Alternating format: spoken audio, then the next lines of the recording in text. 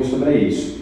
A gente tem uma receitinha que é a seguinte, que é o que está acontecendo hoje aqui no mercado. Você tem esse novo mercado, você tem os novos concorrentes, você vai ser o mesmo gestor? Será que o gestor de uma propriedade que trabalhava há 10, a 15 anos atrás, eu estava conversando com o German, agora no almoço, o cara tem hostel há 20 anos, ele falou assim: Gustavo, eu abri o meu primeiro hostel, sabe como? Eu achei fantástico ele falando agora do almoço. O hóspede chegava, ele fala assim: quantos dias você vai ficar? 5, não, peraí que eu vou ali comprar sua cama. E ele saía. E ele abriu, ele teve mais de 20 hostels. Isso há 15 anos atrás. Então, 18 anos atrás. Exatamente. Então, hoje ainda está assim, já? Não dá para fazer isso. Hoje não dá para fazer isso. Então, quem não tiver uma anteninha para esse lado da gestão, vai sofrer bastante.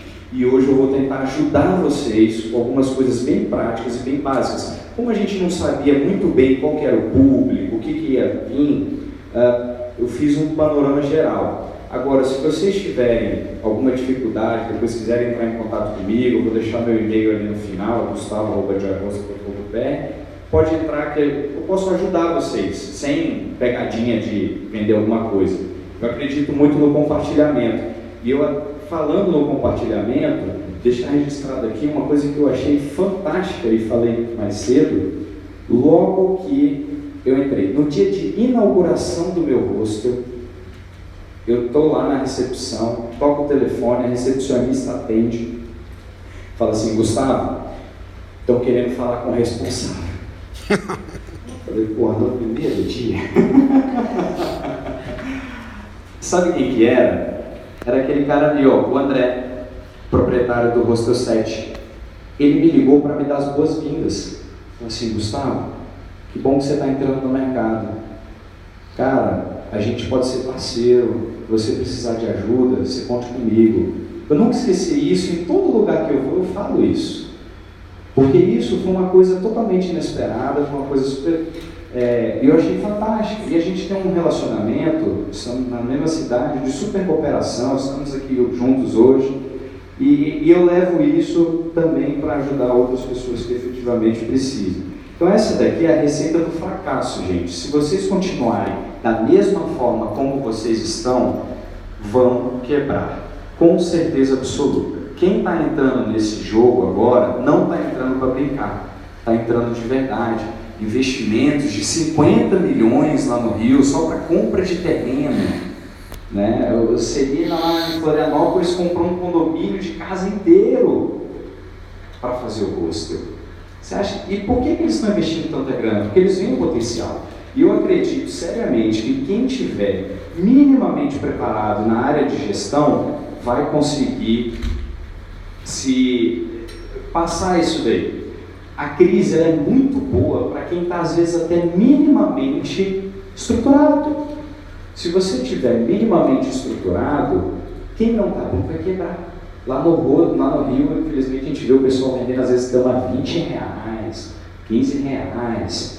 Né? Então, às vezes é até bom que isso aconteça porque vai quebrando quem não está preparado. Tem essa máxima da gestão que é a seguinte: o que não é medido não é gerenciado, mas eu vou até falar melhorado. Se você não consegue acompanhar números, e aí vem a primeira dica para vocês anotarem, vocês precisam ter um controle de números. Qual que é o melhor número, Gustavo? Aí vai de cada um, às vezes, não dá para a gente falar, tem 30 indicadores. Mas qual que é o que melhor vai representar? E principalmente, qual que é o que você vai acompanhar? Porque não adianta você ter um puta indicador RevPAR, aí você não entende ele direito e não acompanha. Não faz sentido nenhum. Então, eu vou dar um exemplo para vocês aqui de uma propriedade parceira nossa. A gente fez um trabalhinho. Eu vejo, toda vez que eu vou em posto, eu converso com o pessoal, eu pergunto e tudo. E muitos que eu vejo, o cara não tem nenhuma geladeira com um produto, com nada. E aí eu sentei lá com o pessoal e falei: vamos lá, o que dá para fazer, o que não dá e tal. Vamos botar uma geladeira aqui na recepção, você vende um produtinho. Olha quanto que essa geladeira deu de lucro no ano. 20 mil reais. Você acha que 20 mil reais não faz falta? De lucro, gente, lucro líquido, descontando imposto, custo de compra do produto, isso na forma como você está vendendo, na forma como o seu recepcionista aborda, isso daqui, ó. Então, quando eu chego às vezes no rosto, cara, aí vários que eu pergunto, falam, cara, mas você não bota nada aqui? Não, Gustavo, mas isso nem se paga. Cara, alguma coisa aí você está fazendo errado. Alguma coisa aí. Gente, uma geladeira e aquelas balinhas, um miojinho que você bota ali, 20 mil reais de lucro líquido. Isso a gente faz com gestão. Estou na hotelaria digital. Então, para a gente falar um pouquinho sobre como que vocês vão conseguir fazer isso, a gente tem um plano de ação que ele é baseado em 4 pontos principais. O primeiro deles é pessoas. Vocês têm que cuidar das pessoas de vocês. O segundo são os processos. Depois do seu produto e serviço, aí você vai controlar indicadores. E isso tem uma questão lógica. Primeiro, pessoas. Você pode ter qualquer processo, se não tiver uma pessoa para tocar aquilo, fora os de automação. Mas mesmo de automação, alguém vai ter que girar isso daí, vai ter que analisar esse dado, vai ter que fazer. Não adianta você ter um processo se você não tiver as pessoas. Não adianta você ter um produto se você não tem um processo para aferir a qualidade dele, se você não consegue averiguar se ele está sendo entregue da maneira como você projetou. E depois que você tem esse produto, você vai ter os indicadores para avaliar o que eu estou fazendo, está dando certo? Então, essa escala, ela é importantíssima, gente. Você cuida das pessoas, você cuida dos processos. Eu tenho as pessoas, beleza, vou definir os processos. Aí eu vou ver agora o meu produto e eu vejo os indicadores para saber se tudo aquilo que eu estou fazendo está efetivamente trazendo um resultado. Tá? Quando a gente fala em pessoas, você tem 2 formas de trabalho. Você tem um grupo de trabalho e você tem um time, que são coisas completamente diferentes. Como que você cuida da tua equipe? Como que você lida com eles? Isso daqui é um grupo de trabalho. Não sei se vocês já viram. O pessoal que está assistindo aí online, eu vou ler aqui. Ó. Esse daqui é o gerente de recurso humano, gerente de marketing, gerente de logística, gerente de segurança, gerente de comunicação, supervisor interno, gerente de projeto, gerente de produção, gerente de desenvolvimento e o Zé. Esse é um grupo de trabalho.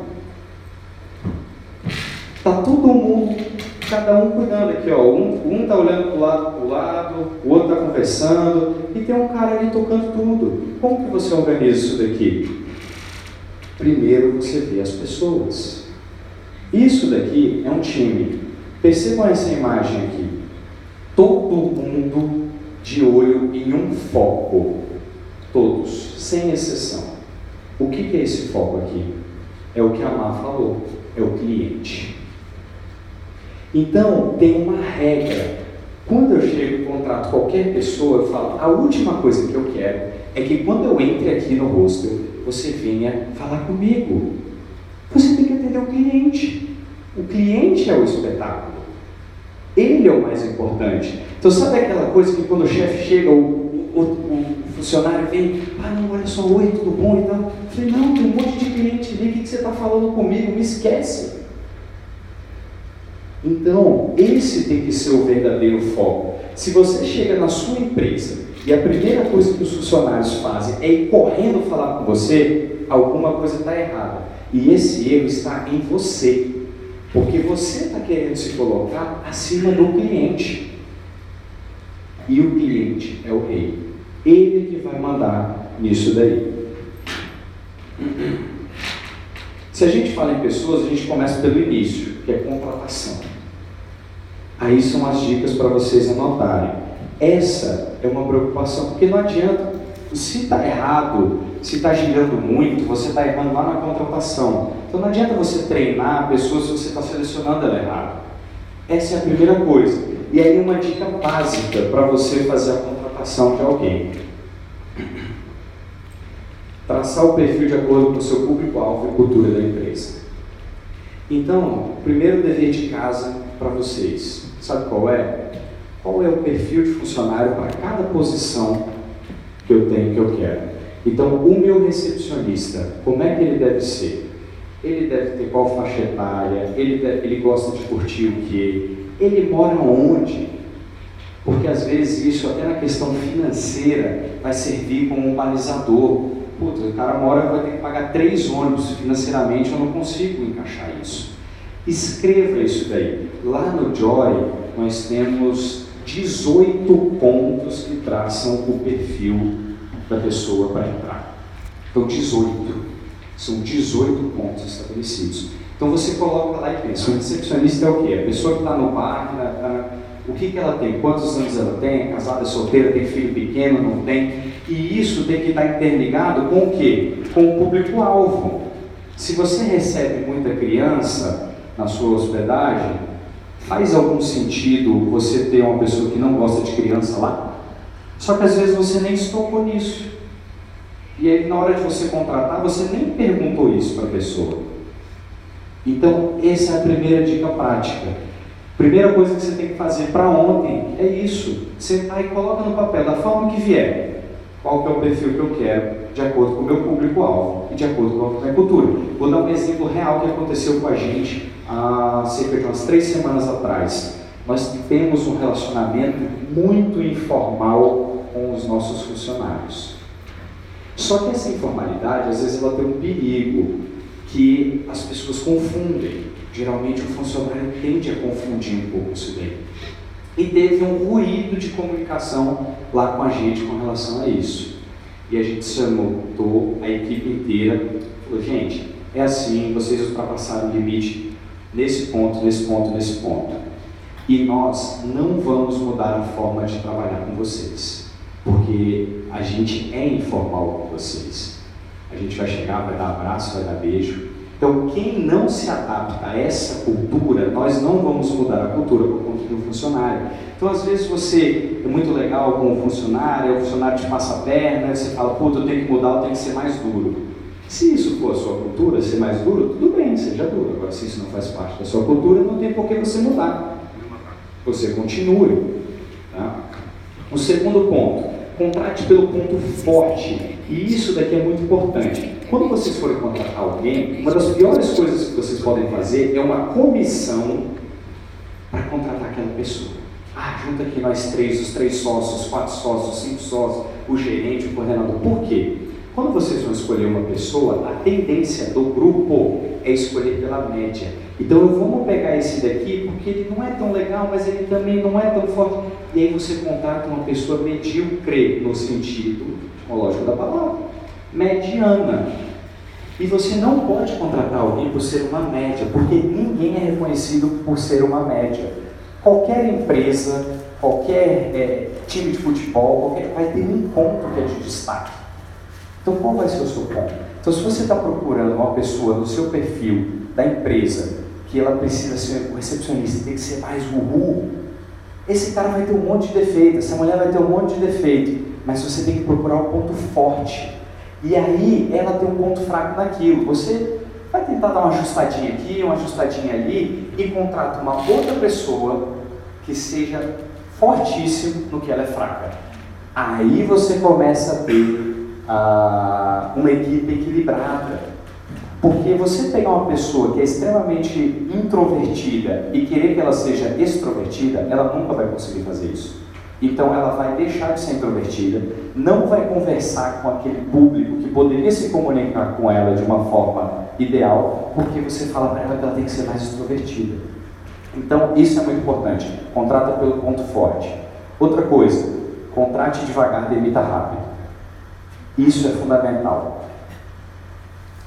Quando você vai contratar a pessoa, olha o perfil, pergunta. Tem um dia que, antes da gente contratar, eu pago diária, a gente paga diária, paga transporte, paga alimentação, e falo, fica aqui no hostel com a gente uma semana, vê se você vai gostar. E o funcionário tem que querer mais trabalhar comigo do que eu querer que trabalhe para a gente.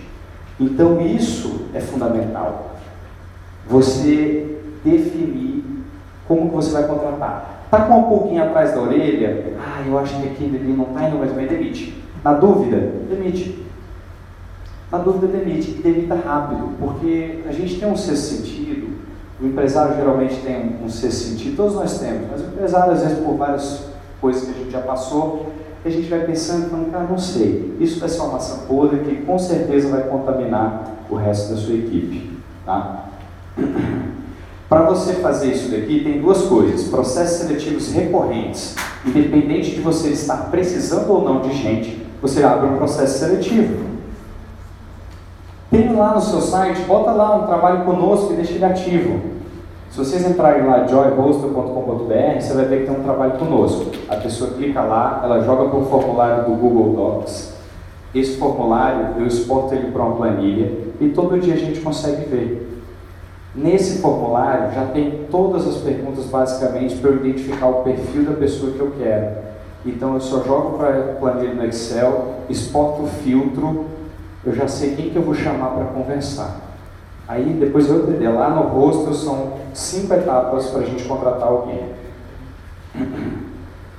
Outro ponto, quem que está trabalhando com a gente hoje? Geração Y e geração Z. São as pessoas que estão trabalhando. Então você tem que saber trabalhar com esse tipo de público. A maioria dos seus funcionários vai se encaixar aqui. Tá? A maioria. Então você tem que saber o que esse cara quer. Eles querem um propósito. Eles querem fazer parte de alguma coisa, eles querem construir algo. Então se você não tem isso na sua empresa, vai ser muito difícil a pessoa ficar um tempo com vocês. Muito difícil. E aí que vem o que o pessoal fala, pô, mas aí está girando muito, está girando muito. Será que você está fazendo alguma coisa para incentivar isso? Será que você está mostrando isso para eles? Isso é muito importante. Então pense da sua cabeça e já é uma terceira ou quarta dica prática para você fazer. Qual que é o propósito da sua empresa? Tá? O que os seus funcionários vão ajudar vocês a construírem? E vocês dialogarem com eles e mostrarem principalmente para isso, para eles. Você tem que ter alguma progressão dentro da carreira. Quem é dessa geração não quer sentar e só recepcionar gente, não quer só atender gente no bar. Eles querem se sentir que estão crescendo, que estão se desenvolvendo. Então, qualquer coisa nesse sentido tem que ter no seu plano. Que seja um aumento de R$100, que seja uma responsabilidade a mais que a pessoa vai ter, alguma coisa nesse sentido ela precisa ter. Tem que ter uma integração. Você faria um favor para quem você não gosta? Então, antes a gente via muitos negócios, não deixe o funcionário ser muito amigo um do outro, não, que isso vai dar problema. Mas quando ele precisa faltar, ou quando ele precisa de um favor, se eu não gosto do outro, eu vou pedir um favor para ele, vai fazer para mim? Não vai. E a gente passa mais de um terço da nossa vida no trabalho, gente. Mais de um terço da nossa vida no trabalho. Se o funcionário tem uma persona que não é ele ali dentro, isso é preocupante. Então sabe aquela pessoa que fala assim, não, eu sou assim no meu trabalho, mas fora eu sou outra? Cuidado com essa pessoa. Muito cuidado com essa pessoa. Então você procure pessoas que sejam efetivamente verdadeiras como elas são e façam isso no trabalho. Um terço da nossa vida é no trabalho. Se a pessoa está fingindo fazer alguma outra coisa, você vai ter um problema mais cedo ou mais tarde. Ofereça um benefício para o teu funcionário. Que tipo de benefício que você tem? Por exemplo, um plano odontológico. Hoje um plano odontológico, para você pagar para o seu funcionário, é cerca de R$20 por mês. Porra, é um puta benefício que você pode dar. Você arca com isso. Será que você consegue pagar R$20 para o teu funcionário? Isso é um benefício que não vai te onerar e vai trazer uma coisa super saudável para eles. Tá? Um outro exemplo, desconto em produtos e serviços que você oferece. Acredito que a maioria de nós aqui faz isso. Outro exemplo, um clube de vantagens que você tem com parceiros. O teu funcionário ele tem que participar desse clube de vantagens também. Você tem que mostrar isso aí para ele. E o mais importante, você tem que divulgar isso internamente para ele e você tem que reforçar isso recorrentemente com ele. E aí você está usando o plano odontológico, e aí você está usando o parceiro, e aí você conseguiu aquele desconto, porque você precisa ficar lembrando para o funcionário que aqui ele tem uma questão diferente, que ali ele recebe a mais. Tá? Outro ponto, segundo ponto da nossa base, são os processos. O mais importante dos processos são a recorrência. Não adianta você começar a fazer alguma coisa e parar. Ah, eu vou fazer uma análise aqui qualquer. Fez um mês, fez o 2, no terceiro você já começou a parar. Não adianta. Então, o que eu falo? Comece pelo processo que você tem a maior afinidade. Aquele que você mais goste, independente do que seja. Porque é melhor você fazer alguma coisa do que você não fazer nada. Então comece fazendo aquilo que você goste. Tá? Quando você não tem um processo, tem um problema, foi um cliente meu de consultoria, cheguei lá, era outro ramo, ele falou, Gustavo, puta, a limpeza tá uma merda. Aí eu falei assim, mas como é que está esse processo da limpeza? Não tem um processo. Eu falei assim, não tem um processo, está ruim, então, você olha só, ela não está vendo que aqui está sujo. Eu falei, olha, se você não tem um processo para determinar o que é limpo e o que é sujo, fica na subjetividade de quem está operacionalizando. Então, às vezes, para você aquilo é muito sujo, mas para aquela pessoa, às vezes, ela nem está fazendo por maldade, mas para ela aquilo é limpo. Então, se você não mostrar para ela o que é sujo e o que é limpo, não adianta. Se você não falar para ela, assim, olha, quando você for limpar o quarto, você tem que tirar primeiro a teia ali do canto, depois que você tirar a teia, você tem que limpar o abajur dentro da lâmpada ali, depois você tem que forrar a cama. Se você não falar isso, a pessoa não vai saber. Então, tem gente que age de maldade, mas a grande maioria não é. É responsabilidade do empresário. Um regulamento que vai estabelecer isso daí. Então, lá a gente tem um regulamento que deve ter, sei lá, 40 páginas. Quando a pessoa entra lá no hostel, a primeira semana ela não trabalha. Ela faz um teste lá com a gente, depois a outra semana ela não trabalha. Eu sento com ela, conto a história do hostel, mostro como é que ela faz. E nesse regulamento está tudo. Se ela quiser pedir férias, quando que ela pede, para quem que ela pede, se ela for apresentar um atestado, o que ela faz, para quem que ela entrega, quantos dias depois ela pode entregar.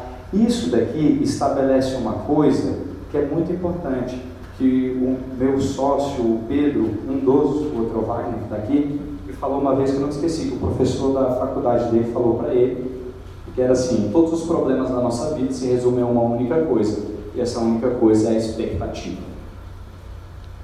Então, o regulamento é o quê? Um estabelecimento de expectativas. Você senta com a pessoa e fala, isso daqui é o que eu espero de você. Quando a pessoa sabe que é isso, é muito mais fácil. Quando ela erra, você senta e fala, lê isso aqui de novo. Qual parte que você não entendeu? Às vezes é muita coisa, muito condensado, muito grande. Checklist diário. O que a pessoa tem que fazer todos os dias? Isso tem que ter, porque isso vai facilitar o trabalho dela. Como é que é o atingimento de metas dessas pessoas? E como é que você vai fazer a avaliação dos resultados?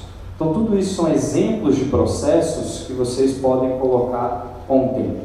Tá? Produto e serviço. A Mar já falou muito aqui, o Germa vai falar muito sobre, então não vou entrar. Eu só vou dizer uma coisa, seja imbatível. Escolhe um ponto e seja o melhor naquele ponto.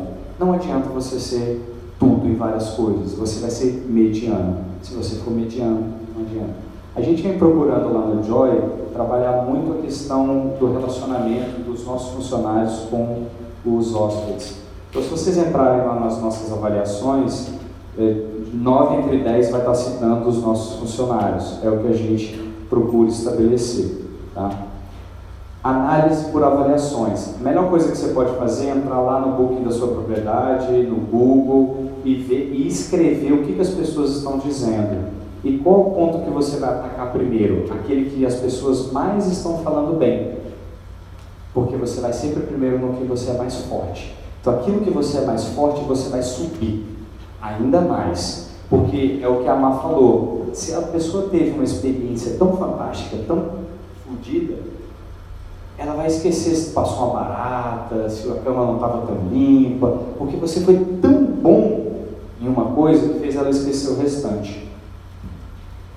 Vou entrar rapidamente aqui na parte de indicadores, só para vocês terem uma noção e alguns exemplos do que vocês têm que controlar. Isso é o básico do básico do básico. Se você não está fazendo isso daqui hoje, comece a fazer já amanhã. Você tem que saber qual que é o seu faturamento no mês, você tem que saber qual que é a sua receita.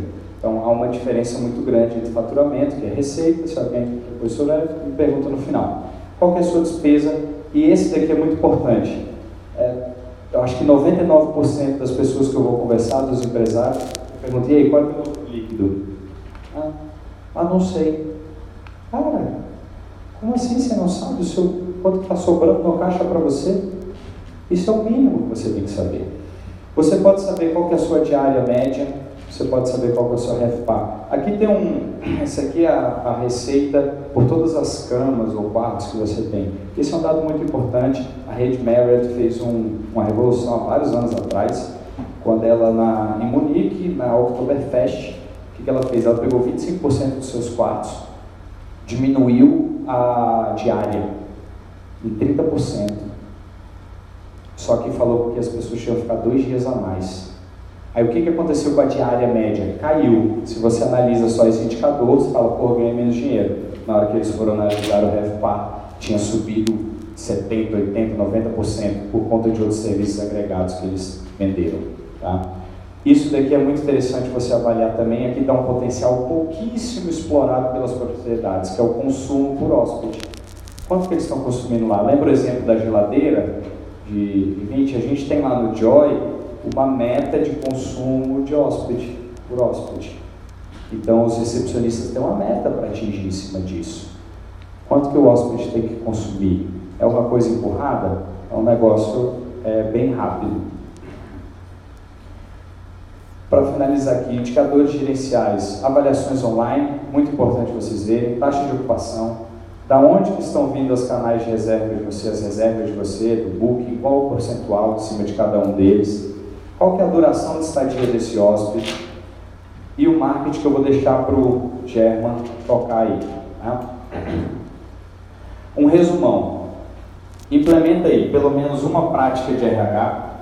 Então, pode ser o perfil das suas posições, pode ser um processo seletivo, como é que você vai fazer, pode ser um benefício, pode ser uma integração. Alguma coisa você tem que já implementar amanhã. Tá? Segundo, um processo. Pega um processo, vai fazer um regulamento, vai fazer um checklist, vai definir uma meta, vai ver como que você vai avaliar os resultados. Pega um só, um de cada só. Um indicador financeiro, qual que você vai analisar? Seu faturamento, receita, despesa, lucro, RevPAR, consumo? Começa a colocar isso daí como uma meta de você avaliar isso semanalmente, mensalmente, alguma coisa assim. Um indicador gerencial, vai ser as avaliações online, sua taxa de ocupação, canais de oração? Não interessa, gente.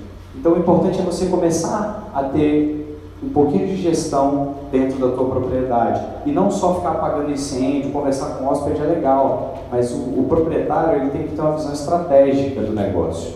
Faça uma melhoria do produto.